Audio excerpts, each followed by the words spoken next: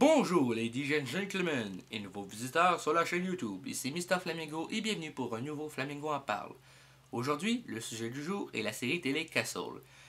J'ai pas beaucoup regardé la série télé, mais en tout cas je sais que mon père la regarde beaucoup et il aime bien ça. La raison pour laquelle j'ai fait cette vidéo, c'est que il s'avère que après le départ annoncé, décidé par la chaîne ABC, Stan Akatic, qui a été apparemment renvoyé de la série pour des caprices de star, il s'avère que Nathan Fillion avait signé pour une saison 9, mais la série a finalement été annulée après 8 saisons.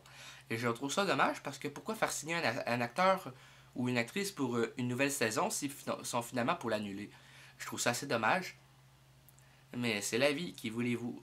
De côté, la série avait de l'air assez intéressante. De ce que j'ai regardé, ça avait l'air d'une bonne série. À propos d'un écrivain, Richard Castle. D'ailleurs, Richard, c'est le prénom de mon père. Un écrivain qui maintenant est consultant avec la police pour résoudre des enquêtes. Et le concept est très bon. Mais je trouve ça dommage, justement, que la série soit annulée, finalement. Fait que la season finale va être finalement une series finale. Donc, de ce côté-là, je trouve ça assez dommage. Surtout que la série avait beaucoup de potentiel.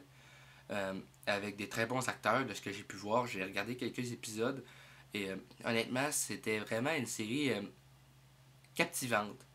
Donc, c'est vraiment juste très dommage que la série s'arrête de façon assez brusque.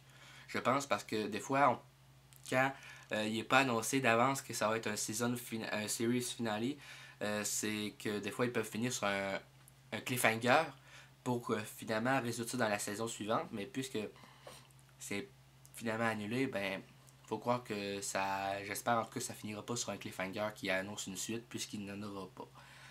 Donc, c'est pas mal dommage à ce niveau-là. Donc, d'un certain point de vue, sans Stana Katic, on pouvait s'attendre à ce que la série retombe un petit peu, je pense, parce que c'est comme elle interprète la copine, me semble, de Nathan Fillion. Donc, de ce point de vue-là, ça annonce des fois pas mal de changements et on sait que des fois, le changement, c'est pas tout le temps pour les bonnes raisons. Quand je pense à du bon changement, c'était par exemple le remplacement de Charlie Sheen par Ashton Kutcher dans Two and a Half Men.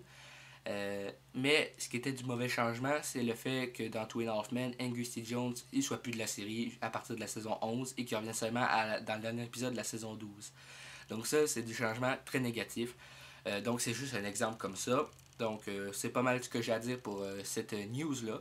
J'espère que cette petite vidéo vous a plu. N'hésitez pas à laisser un commentaire, un pouce bleu bien gras comme le PFK et un abonnement à la chaîne pour qu'on puisse se retrouver dans les prochaines vidéos. C'était Mr Flamingo et je vous souhaite à tous et à tous une très bonne journée et on se revoit bientôt.